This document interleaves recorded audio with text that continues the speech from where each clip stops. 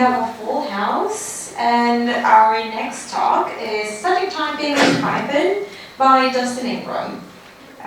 He's going to be taking questions after his talk, so all yours, Dustin. Cool, thank you.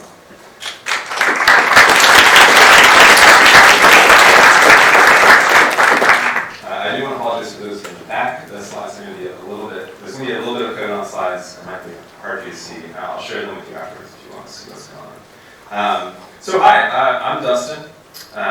This is my face. I am a developer advocate at Google, which means I represent the Python community at Google when we build products for Python developers. So if you're a Google Cloud customer, come talk to me afterwards. I'd love to talk to you. I'm also an organizer. I organize PyTexas, which is a regional conference in the States. It is May 16th and 17th in Austin, Texas. If you ever want to come to Austin, you're welcome to join. I also work on some Python infrastructure stuff, so I work on the Python package index and some of the packaging tools. But this talk is not about the package index either. This talks about static typing. So, pop quiz. Is Python dynamically or statically typed? Who thinks it's dynamically typed? And who's like, well, this talks about static typing, it must be statically typed. Maybe one person, okay. So who thinks that's a trick question, maybe? All right, it is. So the answer is that Python is dynamically typed, but can optionally be as statically typed as you want it to be. So that answer might not make sense to you, and if it doesn't, that's okay, you're in the right talk. We're gonna make this make sense. And the steps to understand that answer to that question are this. So we're going to talk about types in Python, type systems in general, not just Python. We'll talk about dynamic typing in Python, and then we'll talk about static typing in Python. And once we understand that, we'll be able to talk about how to use static typing in Python, when you should use it, and also when you shouldn't use it. So let's talk about type, and specifically that there's a type built in your Python interpreter that you can use. And if you've used this before, it kind of works like this, right? Like if you have a number like 42, you can call type on it, and it'll tell you that it's an int. Same thing for float, same thing for strings and lists, etc. And so you might be like, I recognize these, I use these commands to change one type to another, right? So you can like, if you have a as an integer, you can cast it, sometimes we call it casting, to a float. You can cast that to a string. You can cast that to a horribly formatted list. Who's seen a horribly formatted list of characters that once were a string like this before, right? Yeah. So that's a type error that you experienced. So you're in the right place. We're going to talk about how to avoid situations like that. So it would kind of seem to you like maybe these are the types that are available to us in Python, but it's not quite true. Things like int and float are just sort of built-in things that have corresponding classes in Python, like integer and float. So basically what we're going to do here is class matching. So an int is just a class, like an integer, right? Maybe it's integers. So yeah, that would work. I could define a for function and call it with 1, 2, and 3, and that would sum them up and get 6. But I could also call this function with strings and do string concatenation, combine them all together. What I can't do is mix types. So I couldn't send 2 integers and a string to it because that would create a type error, right? I'm adding integers and strings, and that's not possible in Python. All right, so what can we do to fix that for our function? It's unclear what types it expects. So one thing we could do is write really long and beautiful doc strings that tell us the purpose of the function, the arguments and the returns and the types of all those things. Who does this? I don't do this. Are they paying you guys enough to do this? Because that's a lot of work. And the thing is, like, even if you do that, it doesn't guarantee that whoever's going to call that function is reading your doc strings, right? They might just totally ignore it, and they probably will. We could also do this. So we could assert on the type of every single argument our function receives, then do some business logic, and then assert on the result of it as well. We definitely don't do this. And I gave this talk once before, and someone came up afterwards and they're like, well, actually, my company does do this. It's like, what do I do to convince them not to? I said, well, just show them this talk. When everyone groaned in the audience when I showed the asserts. So you don't do that, right? That's really long and messy. So instead in Python, what do? We do what we call duck typing. So if it walks like a duck and it quacks like a duck, it's probably a duck, right? So we rely on the way that a variable is used to determine what it is when we want to use it. So in these examples, right, I have a list comprehension at the beginning. You could probably guess that bar is like an iterable or a list or a string or something that I can iterate over. In the second example, I'm comparing bar to 0. bar is probably a number, an integer, or a float. And the third example, I'm calling bar with open close parentheses. Bar is probably a function, or actually maybe it's a class, like it's actually ambiguous in these sort of situations exactly what bar is. It could really still be anything.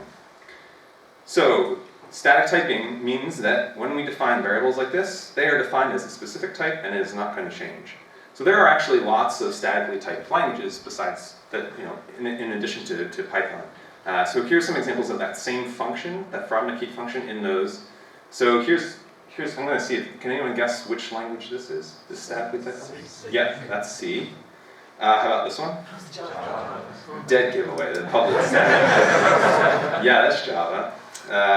So yeah, public static int is telling you what that function is going to return. How about this one? Rust. Yeah, Rust. The Rust has really fine-grained integer types. That U8 means an unsigned 8-bit integer, and then there's lots of options of types of integers to use there. How about this one? I heard it, TypeScript, right? So that number is kind of a giveaway, because in JavaScript, everything is just a number, right? There's no integer type. So yeah, this is TypeScript. So yeah, these languages you can put them in two categories, dynamic and static. But I'm going to put a little asterisk here next to Python, and that's because, like I said before, Python is optionally, you can now statically type check it. And technically, Ruby is going to also get optional type checking, but not until the end of next year, so we'll ignore that for now. So yeah, Python is dynamically typed, but can optionally be statically typed. So this is true now. This was not always true. Python used to be just a purely dynamically typed language. And the story of Python becoming a language which you could optionally do static type checking in is also kind of the story of static type checking at Dropbox. Dropbox has millions of lines of Python code, and basically they found that there are a lot of problems with having millions of lines of a dynamically typed language. So they have, actually this blog post was just published a couple days ago. It's a great history of the journey of Dropbox from dynamically typed Python to statically typed Python. They have more than 4 million lines of statically typed Python now. But there were also some things that led up before Dropbox started statically typing their code. So one of them is PEP 3107. This is PEP called function annotations. This was in 2006, right when Python 3 was about to come out. And what it does is let us take a function like this and add basically any metadata that we want to the function arguments and the return type. So here I'm saying A is X, B is 5 plus 6, C is a list, and the result is max plus 29. So this has zero effect on the evaluation or execution of this function, right? I can literally put anything I want into those annotations. And what I get is, if I do that, I get a under annotations attribute that will tell me exactly what all those annotations evaluated to for all the arguments and the return type. And so this gives me nothing. It doesn't change the function. It doesn't, it lets me do some interesting things maybe, but it doesn't actually do too much here. And the PEP listed a lot of potential uses for this feature. Most of them kind of just boil down to type checking or some form of type checking, and also maybe like documentation. So the cool thing that we could do with it is we could declare a type for every argument in the return type, and then nothing. We didn't have any tools that could evaluate this or figure it out, determine whether this function is being used correctly, anything like that. So the other thing this doesn't do is it doesn't give us a way to annotate variables, only a way to annotate functions, function arguments and return types. So it's like mildly useful, but and people were doing some kind of interesting things with it, but generally wasn't really super being used. Around the same time, Yuka Latoslo started to do was working on his PhD research. Is Yuka in the room? No, good. Not to talk about him a lot, and he basically created static typing in Python. So he's doing his PhD research at the University of Cambridge, and his research was about the unification of a statically typed and dynamically typed language. Basically, how could you have a language that had both? And the goal was to use the exact same language for everything from a little tiny script where you don't need static typing to huge multi-line code bases that do really need static typing. And about how you could have some gradual growth, how you could transition or migrate from a dynamically typed code base to a statically typed one. You don't have to do it all at once, which is really intriguing. So he published a paper in 2011, and basically what he found was that it'd be really invasive and challenging for a language that was dynamically typed to add static type checking to. You'd have to change like every existing programming tool and the runtime and the development tools and everything. However, what he found was that you could create an optional pluggable type system that wouldn't actually affect the runtime of the programs and wouldn't change any of the existing tooling. And that sounds really great. And that sounds great for Python too. So In 2013, he gave a talk at PyCon US introducing MyPy. And at the time, if you've heard of MyPy before, what you think of MyPy now is maybe not the way he introduced it. He introduced MyPy as an experimental variant of Python that supports writing programs that seamlessly mix dynamic and static typing. So it's actually a variant of Python. It's not proper Python, but it will be compiled to Python, and that allows you to support this static and dynamic typing. So in his research, he didn't actually even use an existing language to do this research. He created his own language that compiles to Python instead, and that was what MyPy was. And it looks kind of like this. It almost looks like Python if you squint at it, but it allows you to dynamically type variables and function annotations and all those things as well. So he presented this at PyCon, and basically immediately afterwards he talked to Guido, the BDFL of Python, and Guido was like, abandon this Python variant, let's just make this work on proper Python. So they started working on it. And MyPy also included a type checker that ran on this variant. That's actually what we think of MyPy as today. But at the time it was this variant. So then in 2014 we got PEP for 483. This is Guido's theory of type hints. And basically some high-level general ideas about how static typing in Python should work. Really general, high-level stuff. One, and this is basically directly from Yuka's paper, one is optional typing, right? We should be able to statically type Python, and it would only get in your way if you want it to. It shouldn't get in the way if you don't care about static typing at all, right? And a function that's not annotated or is annotated should behave exactly the same way. And this is basically our lessons learned from the Python 2 to 3 migration, right? Like, we don't want some super crazy breaking change again. So this can be totally optional. And it's also going to be gradual, meaning that certain parts of your Python codebase can be statically typed and other parts don't have to be. It doesn't have to be all or nothing, basically. So this lets us sort of leverage the desirable parts of both typing systems at the same time. And it also introduced the idea of variable annotation. So a way that, besides functions, we can also annotate variables. So that meant that we could do something like this. So in the fabricate function, I'm returning bizbaz. I can add a comment. This is a type annotation, or type hint, or a type comment that tells us the type of this variable. And that also gave us the ability to do type hinting in Python too, because even if you're on super old Python, you kind of can still probably deserve to use static typing. So because we could write type annotations just in comments, that allows us to backport it to basically any version of Python. So that would look like this. Instead of adding function annotations, we would add a type comment underneath the function declaration, saying that the 3 arguments are integers, it returns an integer, and it's exactly the same to the type checker. It also introduced some special type concepts. These allowed us to provide some basic building blocks for doing typing stuff. So these are things like any, which matches literally anything, union, which is the type that is a combination of 2 types, basically, and one or the other, optional, tuple, callable, those kind of things. So that would let us write a function like this. Let's say from Indicate, it takes an integer, and then I don't care what the third thing is. It can be an int or a float. That means the return type also must be an int or a float. So I could say union int float, and that means to the static type checker, this function can be called with an integer or a float as that last argument, but only the last argument. It also defines some container types. So these are things like lists and dictionaries, and it lets us define the type that will be inside that container type. So for example, a list, I could define a list that only accepts integers. I can append an integer to it and it works. Type checker would blow up if I tried to add a string. Same thing for dictionaries. This is a dictionary with a key of a string and a value of an integer, and the type checker would fail, basically, if I tried to use that correctly. And also some generic types. So like things like an iterable, right? That could be anything in Python. So we have a generic type that says, all right, this is a type that is iterable, that I can iterate over, and I can expect to have the iter function. So that would be something like this. I can create a function that takes a to-do list and just say, I don't care what it is. It could be a tuple, a list, string, whatever. As long as it's iterable and it contains this task type inside of it, that's a perfectly valid type here. And lastly, defines the relationships between types, subtypes, and classes. Because like I showed before, when you say type of an integer or type of any value, you actually get a class back. That's what the result of the type is. So an int is a class, and so a class is also a type.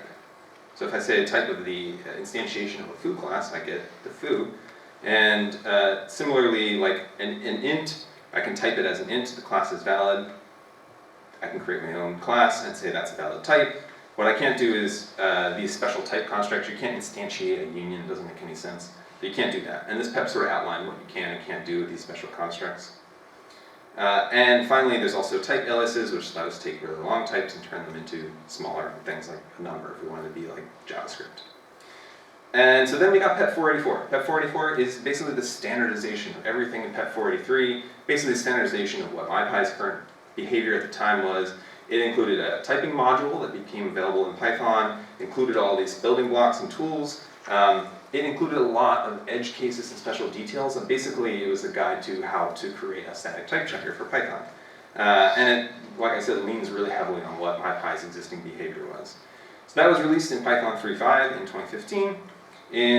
Shortly afterwards, 2016, we got PEP 526 because type comments were kind of janky for variables, so this gave us a way to annotate variables. So here, like if I'm annotating a variable of a list, instead I can put the variable in line with Python instead of having to do it in a comment.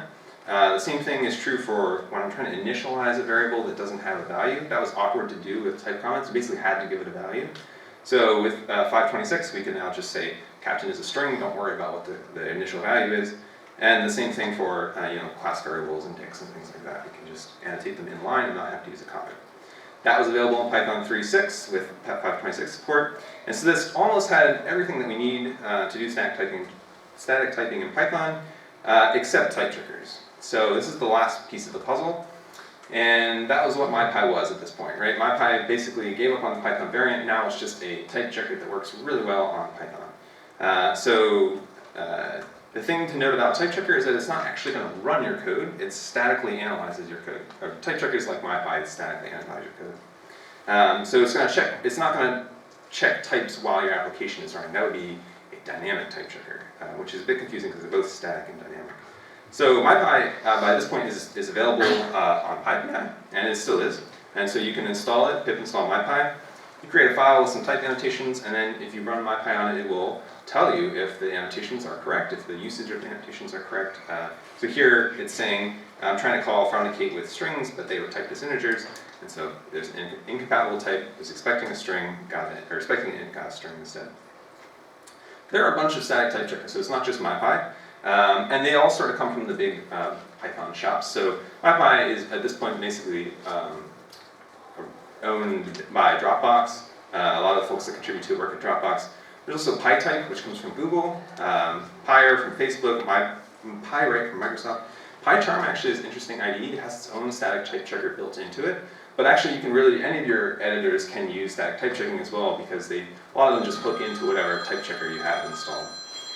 There's also dynamic type checkers, and these check your types at runtime. The thing to note about a dynamic type checker is that it's going to slow down the evaluation program just a little bit. There's always going to be some overhead to doing dynamic type checking. Before, when I showed that example with the assert on every type, that's going to add just a little bit of overhead to that function call. So yeah, since I said before, disclaimer, I work at Google. PyType is also a pretty popular and available Python static type checker, and I wanted to talk to you about it just for a sec because there's this inevitable question. It's like, what is the difference between all these type checkers, right? If they all are standardized on PEP 484, then like, how could they possibly be different? Like, is one a little bit faster than the other, and which one is faster? So the difference between MyPy and PyType, which are the ones I've used the most, is basically two things. One is cross-function interference, and one is runtime lenience. And basically, I'm going to say that this is a difference of philosophy. PyType is not going to fail your type checking if it's not going to be a runtime error. So you can do things in Python that aren't going to produce a runtime error that are technically breaking a type system. But if it doesn't actually produce an error, PyType is not going to error run. So here are the examples. If I have this untyped code, I have a function that returns a string and another function that tries to combine that string and integer.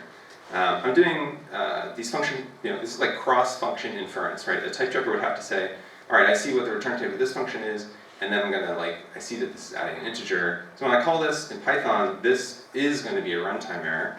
And when you run it on MyPy, MyPy doesn't know how to do that cross-function inference. So actually, nothing happens. MyPy says, that's totally fine.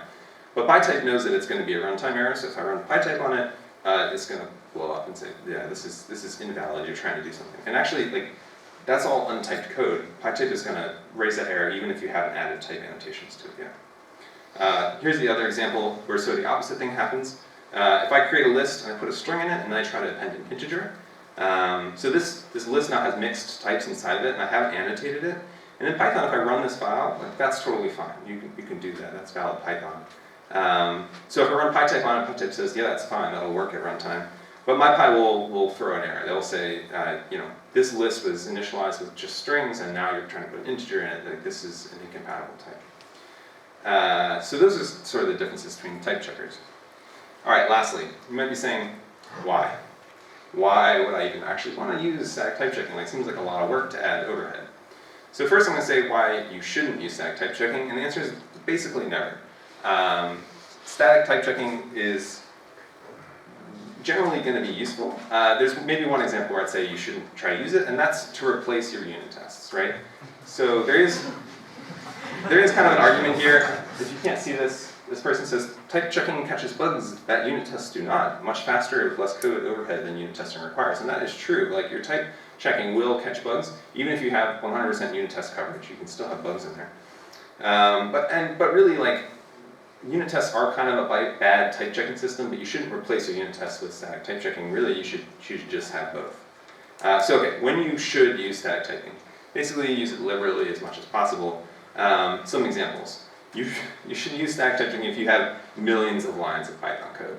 At this point, it's really going to pay off for you. So Yuka found at Dropbox, when they had millions of lines of Python code, dynamic typing made it really hard to understand what was going on. If you inherited a code base or part of the code base at Dropbox, it really would impact your productivity to have to try and figure out what all the types were. Static typing is kind of basically just like automated documentation here at this point. So it's really valuable to add to these functions to improve developer productivity.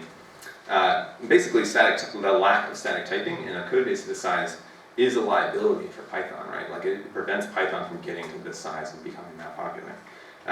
Here's a little graph I made. Basically, this is the idea. The more lines of code you have, the more you're going to want static typing, and the harder it's going to become to implement. And at some point, there's a sweet spot, right? You're probably here, unless you work for Dropbox or Google or Microsoft.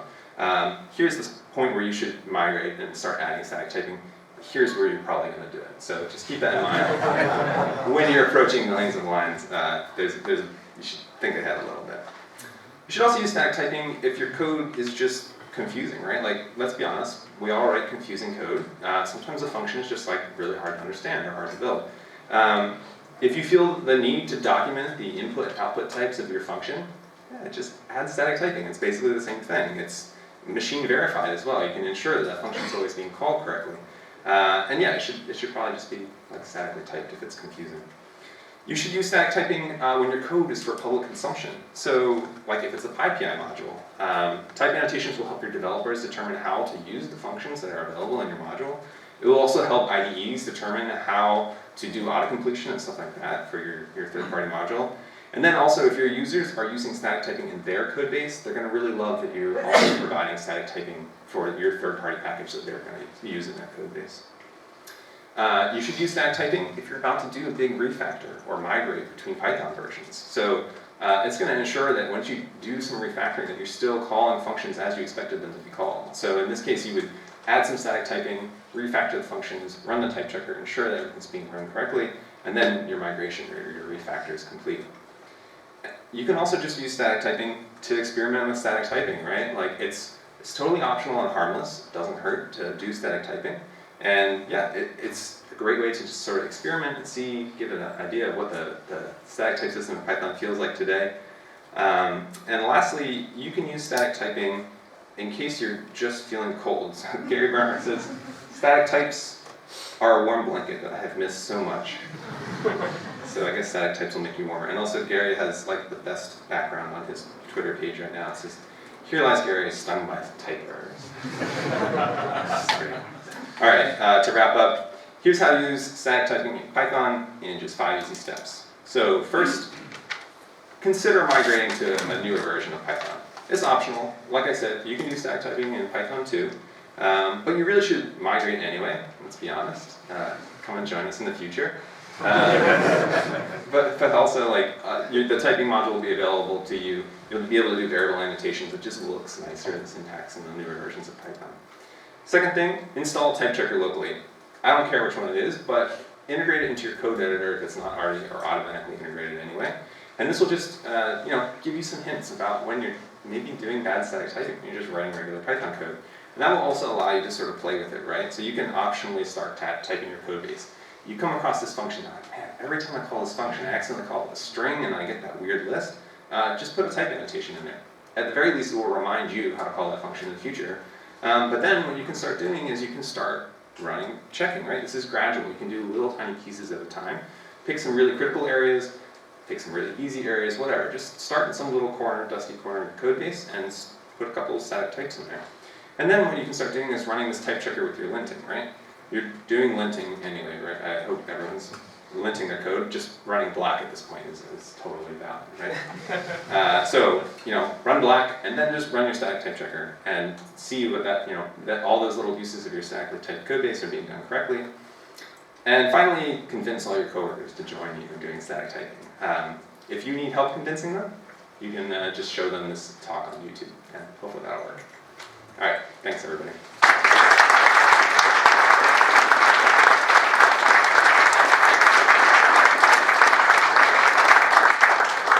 I think we have a couple minutes, and also we're right before lunch, so if you want to stick around, and we can ask some questions, and then you come talk to me afterwards as well. Okay, I'm going to have to shout. Thank you very much. We have time for a couple of questions. Unfortunately, it died again.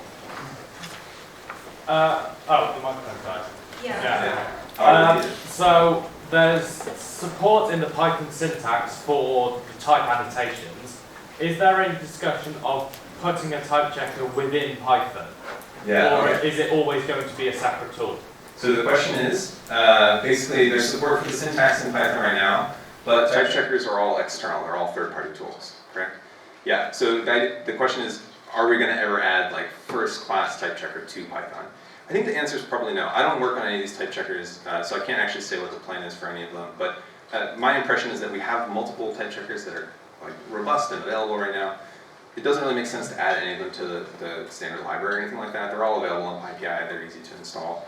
There's not really a huge advantage, I think, to put them in Python proper. So the syntax and annotations and the PEPs that we have there are basically what we need in Python proper. Everything else can be external, which is nice because you can sort of switch around and use whichever you like. Yeah. If a type checker only complains when you're going to throw a runtime error, isn't that an error in the type declaration that it should catch? So the question was, if the type checker complains about runtime errors, isn't that an error in the type declaration? So that example I showed where where MyPy was complaining about a runtime error, that was untyped code. No. I mean, in the Google checker whose name I Oh yeah, forget. In PyType, it doesn't. MyPy complains, but PyType doesn't, because it wouldn't create a runtime error. Right. So if you're complaining int and string, Right. but you declared it as int. Surely you should have declared it as union int. Yeah. So that was untyped code. MyPy will complain about that untyped code as well. So if I added a type declaration there, then PyType would complain and say, well, hey, you explicitly told me this was a list of just strings, and that's an error. Yeah. We can actually show you an example afterwards too. Any other questions? All right, cool. I'll be around afterwards. Thanks again, everybody.